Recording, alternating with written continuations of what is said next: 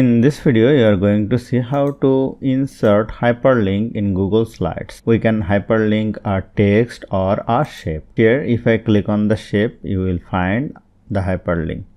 You can easily remove it. If I want to add the hyperlink again, go to insert, go to shape, let us choose this rounded corner rectangle shape and drag it over here. Now if you want to add the hyperlink, click on over here and you will see an option insert link. Now let us type a link here, www.youtube.com. Now click on apply.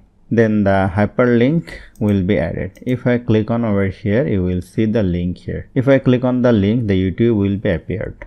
If you want to edit it, click on over here, you can edit the link.